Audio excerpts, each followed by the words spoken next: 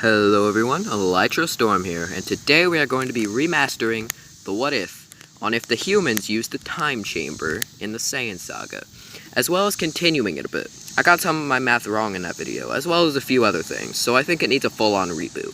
But if we're going to be covering all of this, we need to move quick, so be sure to join my Discord and follow me on Twitter. Links in the description as always. Alright, so the Raditz fight goes the exact same, and when the humans are called up to the lookout to train, their training goes the exact same as in canon. However, when they wish Goku back to life, Kami and Popo give them one last test. This test is the training in the time chamber. Yajirobe will not be entering the chamber, but Tenshinhan and Chaozu will go in first, and then Krillin and Yamcha. Now, here's how we're going to get these boosts, and to get them, I'll have to do some scaling, so let's get into it. So to start off, here is a guide that says you need to be at least twice as strong as your opponent to completely negate their attacks with no damage. So, let's have base Vegeta in the Android Saga as a 1, and say as a Super Saiyan he's a 50. He never does any damage to Android 18 besides just messing up her clothes, but that doesn't really count, so she is twice that at a 100. We know by another guide that 17 is slightly stronger than 18, so we'll say he's 25% stronger at 125. We then know that Imperfect Cell is about 50% stronger than 17, because he can beat him, but it was somewhat of a struggle at first, putting him at 187.5.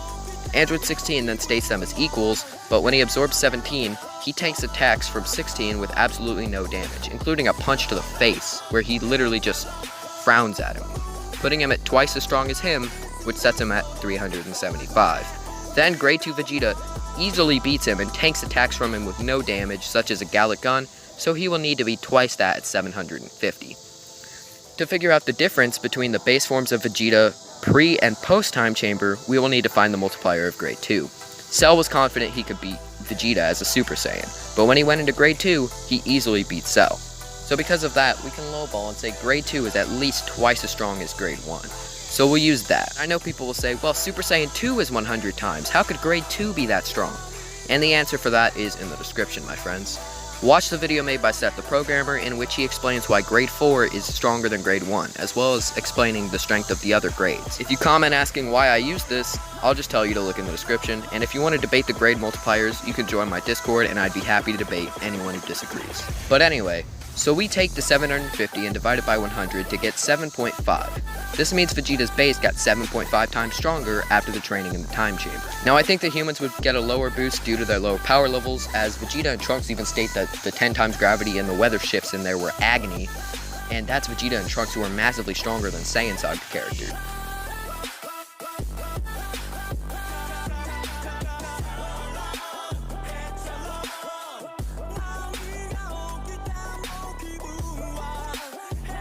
So we apply this to everyone's power levels after the training, and here they all are.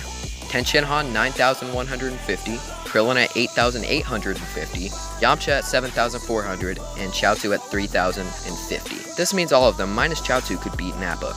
That goes to show you just how strong the time chamber can make you. So now that we have all of these numbers, let's get into the battle with Vegeta and Nappa. So the Cybermen are planted, and even though everyone is suppressed, Piccolo has a weird feeling about the humans. Yamcha actually never gets the vision of Krillin's death in this timeline, and this time he takes on the Cybermen to showcase his power. One of them attacks him, and he easily steps behind it and punches it into oblivion. Nappa is kinda shocked due to his low power level and commands all of the remaining Cybermen to rush at Yamcha as a test to see if he is truly crazy.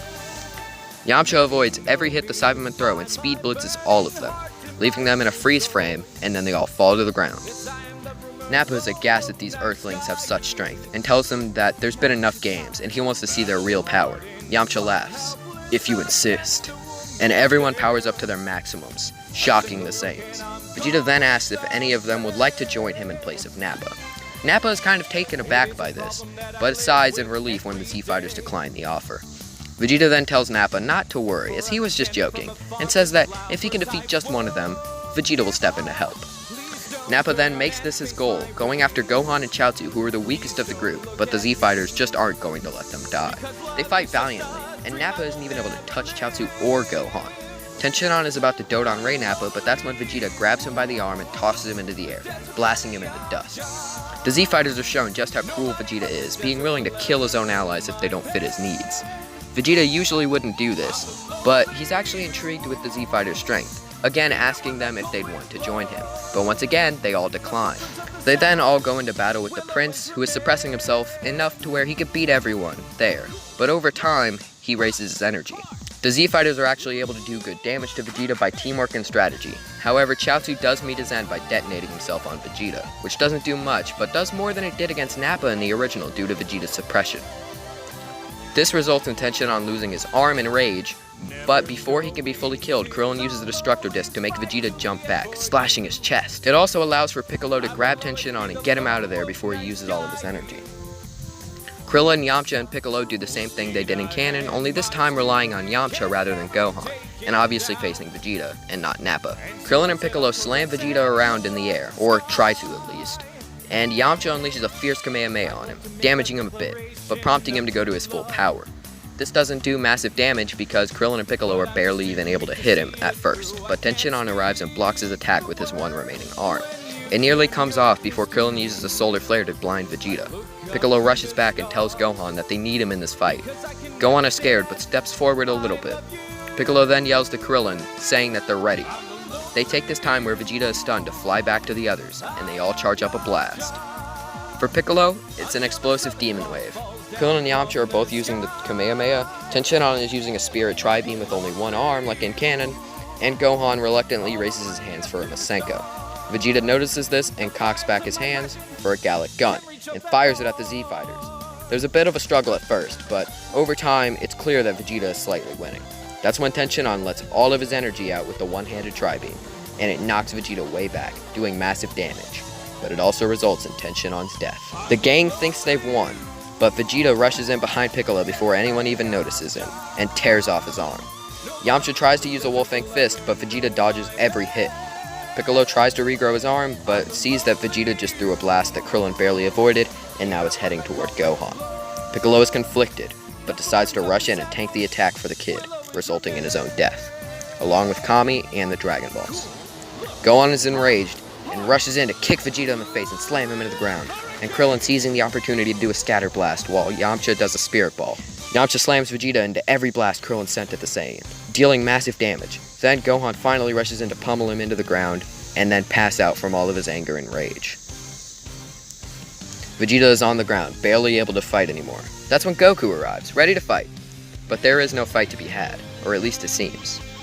Goku is sad he didn't get the chance to fight Vegeta, and is actually considering giving him a Senzu Bean so they can have a good fight. But after he gives them to the crew, there are no more. Krillin, Yamcha, and Gohan tell Goku everything, but that's when Vegeta gets up, creating a Power Ball. The prince transforms into a Great Ape, and Goku gets excited, but also angry, ready to avenge his friends. He goes straight into Kaioken to dodge Vegeta's attacks. I'd say due to how weak Vegeta is, as a Great Ape he'd only be about twice as strong as his base.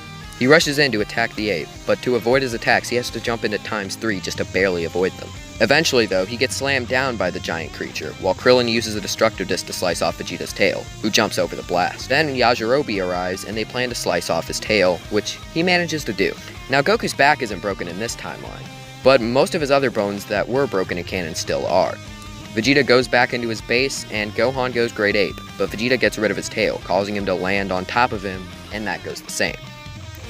Goku then still lets Vegeta leave, and now everyone is going to where they were before the Namek Saga. They all go to the hospital, but Krillin, Yamcha, and Gohan heal sooner, and Gohan goes to study while Krillin and Yamcha train, and Goku waits for the Senzu Bean. However, due to Gohan being weaker than Krillin and Yamcha, whose base forms are above Goku's, the Saiyan tells his son that he should actually go with him to Namek rather than the others, as it'll help him be much stronger. A little bit of training between the humans results in Yamcha being at 11,000, and Krillin being at 13,000 by the time they get to Namek. They split up to find the Dragon Balls, and Yamcha runs into Vegeta, not surrendering the ball he has. The two begin to battle, but Vegeta is clearly outclassing Yamcha in every category, and takes the Dragon Ball in hand. But that's when Yamcha lifts his finger, and out from the ground comes a ball of energy that knocks the orb from Vegeta's hands, sending it flying. The prince scoffs and rushes off after it, while Yamcha escapes. Meanwhile, everyone has been training with Kaio-sama, and are getting way stronger as the time passes. The two humans later meet up and get their potentials unlocked, their strength skyrocketing massively higher than Gohan and Krillin's did originally.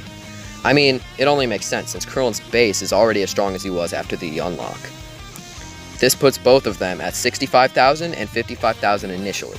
The Ginyu Force are called, and Vegeta doesn't truce with the Z Fighters. Having sensed their powers compared to the Ginyus, they should be able to win the fight, as long as Ginyu himself doesn't step in, which Vegeta knows he usually never does. The Prince takes a back seat and decides to let them do the work themselves, and he'll swoop in and take the Dragon Balls right from under their noses, or lack thereof. The two human friends take on the Ginyus, lowering their power levels so they underestimate them. However, once Goldo tries to take them on, he gets bodied and knocked out almost instantaneously. The rest of the group don't even know that their power had risen, and suspected that there was some sort of trickery here. So they sent out Recoome next, who was more of a struggle. However, now that the human warriors were going all out, seeing no other way to win, the others could see that they needed to get involved, and so an awesome 3-on-2 battle began. Due to their numbers and their powers only being slightly lower than the humans, they're actually able to keep up with them, and Vegeta is watching overhead. However, their powers are rapidly increasing, so over time they are able to knock Recoome out, telling Jason Birder that their only chance of survival is to take their unconscious teammates and leave this planet. They prepare to do so, but end up reporting to Captain Ginyu instead, just like in canon. Vegeta jumps down from his mountain, asking them why they would let them go, but then the captain arrives. But so did Goku and Gohan, now massively stronger than before. Goku's training was slowed down a little bit, but Gohan started to catch up pretty quickly, due to his potential. So I'd say Goku would still be at a 90,000 and Gohan would be about a 63,000. This is about a 22.5 times increase, by the way. There's about to be large conflict, but that's where we'll leave this what if off. So how did you guys think of the remastery of the series? If you did enjoy it, be sure to let me know, as I definitely enjoyed rewriting and continuing the story, as well as correcting my math to make it more accurate. But as always, like the video if you enjoyed, tell me what you think will happen next, comment your requests for future videos, and subscribe. Thank you for watching, and have a great day.